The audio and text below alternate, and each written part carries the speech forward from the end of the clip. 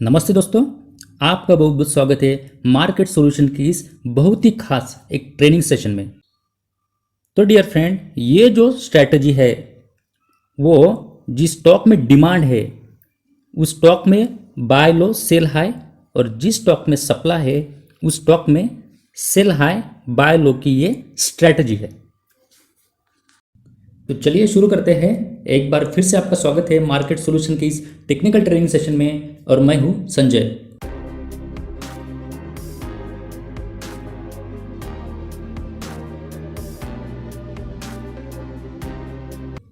तो इस स्ट्रैटेजी का क्या सेटअप होना चाहिए, क्या एंट्री एग्जिट होनी चाहिए, टाइम फ्रेम कौन सा होना चाहिए, ये सब हम इस वीडियो में सीखने वाले हैं।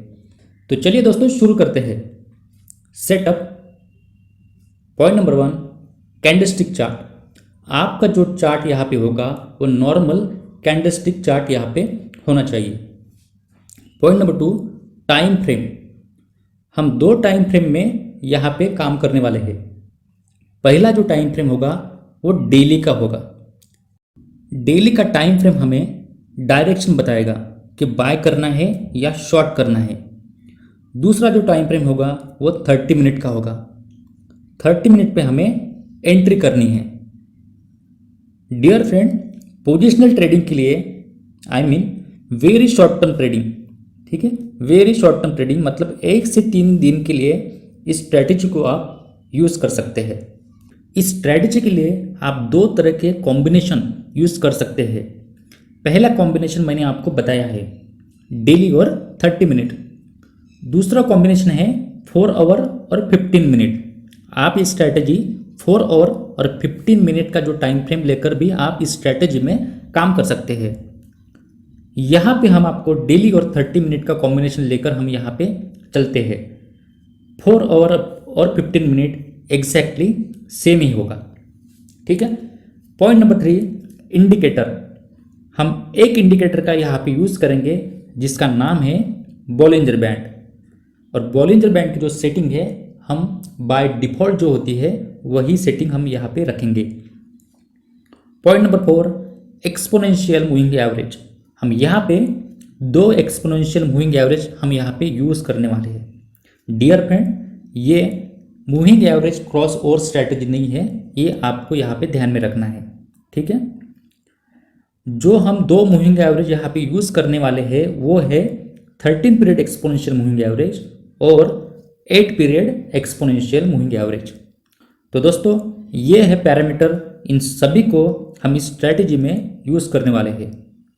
डियर फ्रेंड, इस वीडियो में हम सिर्फ लॉन्ग पोजीशन के बारे में यहाँ पे सीखने वाले हैं।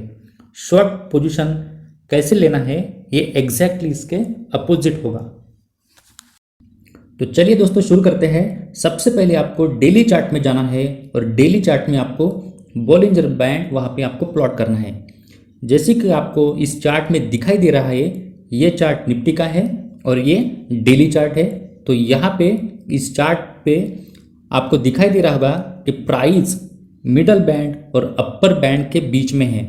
प्राइस मिडल बैंड और अपर बैंड के बीच में है। तो इसका क्या मतलब है, यहाँ पे डिमांड है और यहाँ पे केवल हमें लॉन्ग पोजीशन ही बनाना चाहिए, ठीक है, क्योंकि प्राइस जो है वो मिडल बैंड और अपर बैंड पे है, इसलिए हम यहाँ पे शॉर्ट पोजीशन नहीं बनाएंगे, यहाँ पे हम केवल लॉन्ग पोजीशन बनाएंगे। तो देखिए, अगर हम एक डिसिप्लिन ट्रेडर है तो हम यहाँ पे शॉर्ट पोजीशन नहीं बनाएंगे, क्योंकि एक डिमांड जोन है और जो रिट्रेसमेंट यहाँ पे आएगा वो बिल्कुल छोटा होगा, जिसमें हमारा रिस्क टू रिवॉर्ड यहाँ पे नहीं बैठेगा। ओके, तो हमारा सजेशन ये है कि आप इस जोन में जब भी प्राइस मिडल बैंड और अपर बैंड के बीच में है तो आप यहाँ पे शॉर्ट पोजीशन नहीं बनाएंगे, ठीक है। तो डेली चार्ट क्या कर रहा है कि डेली चार्ट हमें एक डायरेक्शन दे रहा है कि यहाँ से हमें लॉन्ग पोजीशन ही बनाना है, ठीक है। उसके बाद डेली चार्ट में हमें यहाँ पे 8 पीरियड की एक्सपोनेंशियल मूविंग एवरेज यहाँ पे हमें प्लॉट करना है, ठीक है। डेली चार्ट में हमें 8 पीरियड की एक्सपोनेंशियल मूविंग एवरेज यहाँ पे हमें प्लॉट करना है। तो ये जो आपको ब्लैक कलर की एक लाइन दिखाई दे रही है वो है 8 पीरियड की एक्सपोनेंशियल मूविंग एवरेज, ठीक है, आगे चलते हैं। अब देखिए यहाँ पे डेली चार्ट पे एक जोन यहाँ पे तैयार हो गया है। बॉलिंजर बैंड की मिडल जो लाइन है, मिडल बॉलिंजर बैंड और मूविंग एवरेज 8, इनके बीच में एक जोन तैयार हो गया है। ठीक है, तो हमें वेट करना है प्राइस इस जोन में आ जाए। ठीक है, हमें वेट करना है प्राइस इस जोन में आ जाए।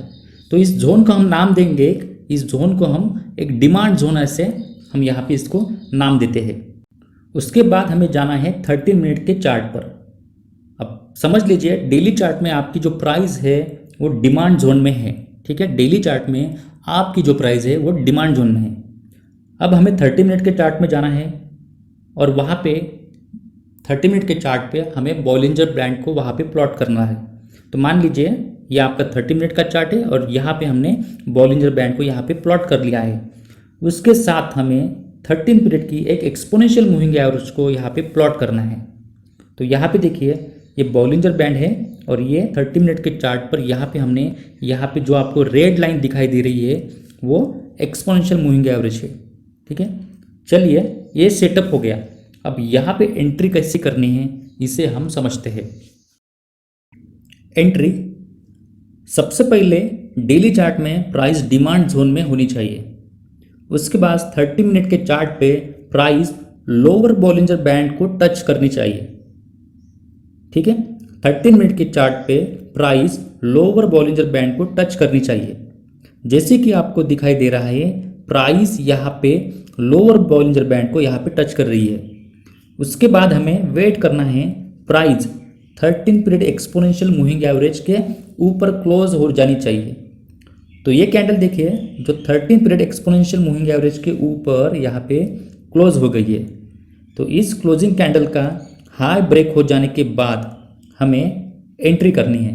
ठीक है, क्लोजिंग कैंडल का हाई ब्रेक हो जाने के बाद हमें एंट्री करनी है।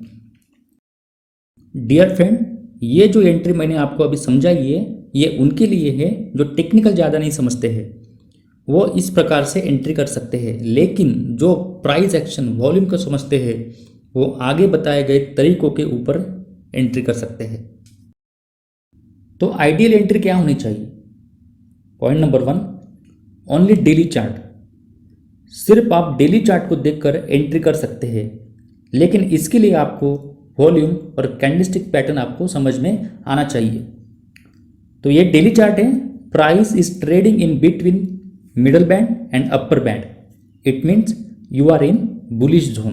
ओके, अब हमें वेट करना है प्राइस को एक डिमांड जोन में आ जाने दिया जाए। ठीक है, प्राइस एक डिमांड जोन में आ जाए और प्राइस एक्सपोनेंशियल मूविंग एवरेज 8 के ऊपर क्लोज हो जानी चाहिए। ठीक है, जैसे कि यहाँ पे देखिए प्राइस एक्सपोनेंशियल मूविंग एवरेज 8 के ऊपर यहाँ पे क्लोज हुई है। अब यहाँ पे हमें 3 चीज़ों पर यहाँ पे ध्यान रखना है। पहला तो है वॉल्यूम। ठीक है, अब वॉल्यूम को समझते हैं। जब प्राइस यहाँ से ऊपर जा रही थी तो वॉल्यूम भी यहाँ पे बढ़ रहे थे। यहाँ पे देखिए प्राइस ऊपर जा रही है और वॉल्यूम यहाँ पे बढ़ रहे हैं। लेकिन जब प्राइस नीचे आ रही है तो वॉल्यूम को देखिए, वॉल्यूम यहाँ पे ज़्यादा नहीं है। ठीक है, वॉल्यूम जो है यहाँ पे ज़्यादा नहीं है।